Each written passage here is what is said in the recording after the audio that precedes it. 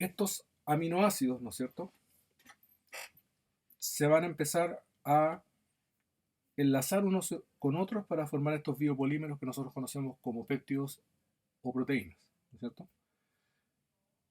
Estos enlaces, como les decía, son enlaces de, de tipo amida y se producen, ¿no es cierto?, por el reemplazo del grupo OH por el grupo amina de un aminoácido extra. Ahora, la cadena va a tener una orientación.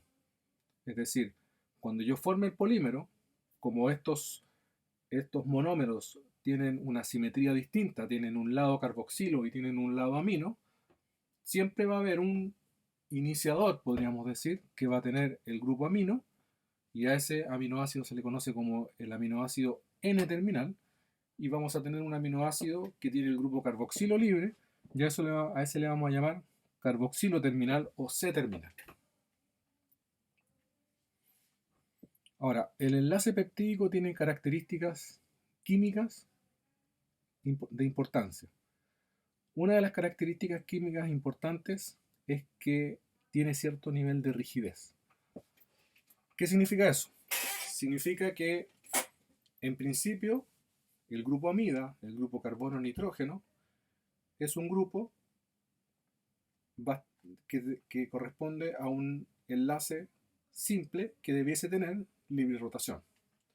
Sin embargo, la molécula, por su estructura electrónica, tiene la capacidad de tener una forma resonante en la cual el grupo nitrógeno, el átomo de nitrógeno, entrega sus pares de electrones libres para formar un doble enlace con el grupo, con el carbono, y el oxígeno puede, ¿no es cierto?, aceptar esa carga y quedar con una carga negativa.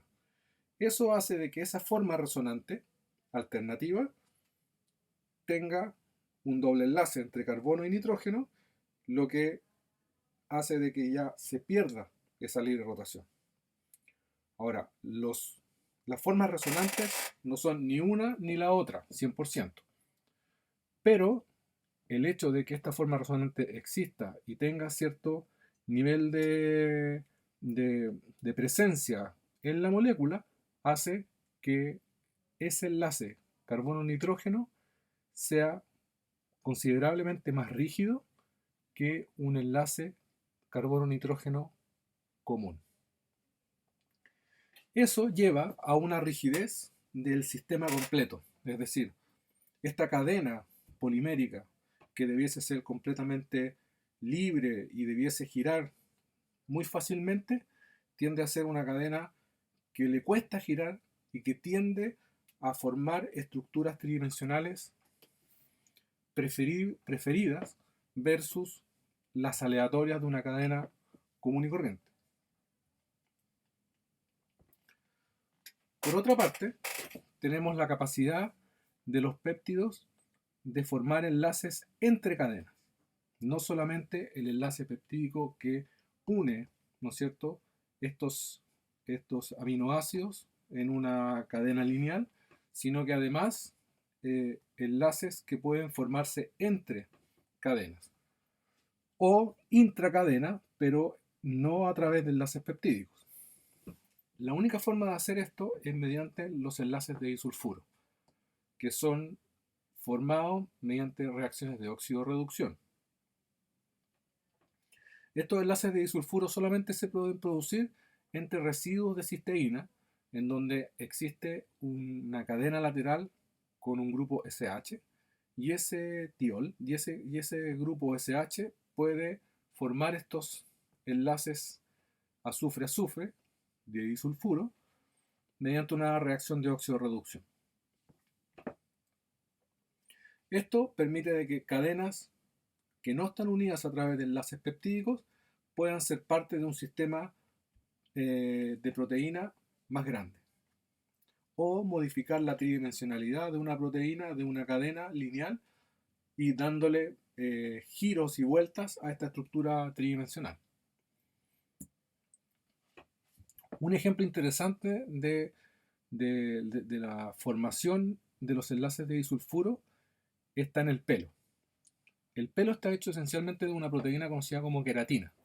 Y la queratina tiene una cantidad poco común de residuos de cisteína, ¿ya? Un 8% de los aminoácidos en la queratina corresponde a cisteína. Y eso le entrega la capacidad de formar muchos puentes de disulfuro, muchos más que una proteína normal. Ahora, el pelo tiene la capacidad, ¿no es cierto?, de tener diferentes formaciones tridimensionales. Los pelos pueden ser muy lisos o pueden tender a formar rulos. Y esta formación de estos rulos esencialmente se produce por la formación de puentes de disulfuro entre las cadenas de la queratina, lo que hace que la estructura tridimensional del pelo tome una orientación específica. Ahora, es posible de forma, ¿no es cierto?, aparte, eliminar estos puentes de disulfuro o formarlos de forma artificial mediante catalizadores que obligan a la formación a la formación o al rompimiento de estos puentes de disulfuro como con agentes reductores y agentes oxidantes. Y eso es lo que normalmente se le conoce como hacerla permanente o hacer un alisado permanente, en donde lo que se hace es agregar un sistema de rompimiento de enlaces de disulfuro para después volver a formarlos en una posición específica, ya sea liso o en la formación de un rulo. Ahora, a la formación de estos enlaces, digamos que son enlaces formales, enlaces carbono, ya sea carbono nitrógeno, nitrógeno, ¿no es cierto?, azufre, azufre, etc. A esta estructura, a esta secuencia de aminoácidos unidos unos con otros, enlazados a través de estos enlaces químicos, nosotros le llamamos estructura primaria, ¿ya? En esta estructura, la única forma de romper esta estructura es mediante el rompimiento de enlaces químicos, ¿no es cierto?, ya sea por óxido de reducción en el caso de los azufres o por hidrólisis en el caso de los enlaces peptídicos. ¿Okay? Por otra parte, tenemos lo que se conoce como la estructura secundaria. La estructura secundaria es la orientación espacial que toman estas cadenas, ¿no es cierto?, de aminoácidos en el espacio. Y existen diversas formas que estabilizan estas estructuras tridimensionales. Esencialmente hay dos estructuras tridimensionales que predominan dentro de la estructura secundaria. Una es la hoja beta y la otra es la hélice alfa. Ambas tienden a formarse por una combinación entre la rigidez del enlace peptídico que veíamos al principio y la estabilización mediante puentes de hidrógeno que se producen entre lados o de cadenas, ¿no es cierto?, de la misma cadena, lados de los aminoácidos por la presencia de grupos carbonilo y grupos NH que están siempre presentes en todos los aminoácidos. Entonces estos puentes de hidrógeno son interacciones, en este caso intramoleculares, que son relativamente fuertes para hacer interacciones no enlazantes, ¿no es cierto?, y que estabilizan esta estructura tridimensional. Más allá tenemos lo que se conoce como la estructura terciaria. Y la estructura terciaria ya es el arreglo tridimensional de estas estructuras secundarias, la hélice alfa y la hoja beta, en un arreglo, ¿no es cierto?, que permite ya tener una estructura ya supramolecular de la proteína, en donde estas hélices alfa y hojas beta, zonas, digamos, polares y zonas apolares, tienden a estabilizarse dependiendo del medio en el cual se encuentran, el pH del sistema, la temperatura, etc. Y ya tenemos una estructura tridimensional que es esencial para la funcionalidad biológica del polímero. Hay que recordar, ¿no es cierto?, que las proteínas, una de sus propiedades más importantes es la de la catálisis. y la catálisis se produce en un sitio activo, en un bolsillo catalítico.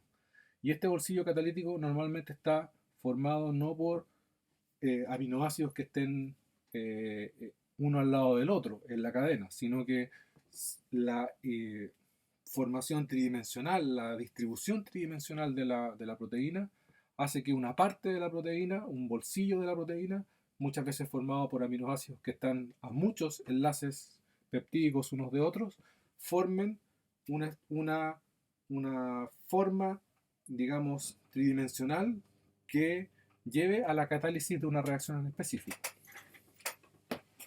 La destrucción de la modificación de la estructura tridimensional de esa proteína lleva a la eliminación también de su propiedad biológica. ¿Okay? De ahí que las proteínas sean sensibles, ¿no es cierto?, a cambios de pH o a cambios de temperatura, y que muchas veces esas digamos, destrucciones de la estructura no sean posibles de ser recuperadas, aunque en ningún momento se produzca el rompimiento de un enlace químico, es decir, nunca en ningún momento se produce una hidrólisis o una oxidorreducción de un puente de disulfuro. Sin embargo, la proteína, al no seguir teniendo su estructura terciaria, pierde su capacidad de tener la función catalítica que tenía originalmente cuando fue sintetizada. Y finalmente tenemos la estructura cuaternaria. La estructura cuaternaria es cuando más de una proteína, más de una estructura terciaria, se une para formar un complejo proteico más grande aún, en donde muchas veces la funcionalidad ya sea se replica dentro de esta estructura cuaternaria, o incluso donde la estructura cuaternaria es necesaria, completa, para tener la propiedad biológica que se requiere. ¿Okay?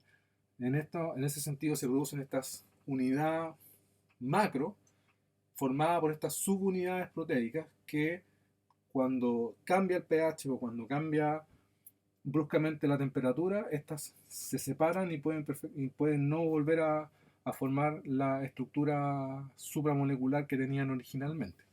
Un caso interesante es la hemoglobina, ¿no es cierto?, que es una estructura de 4 subunidades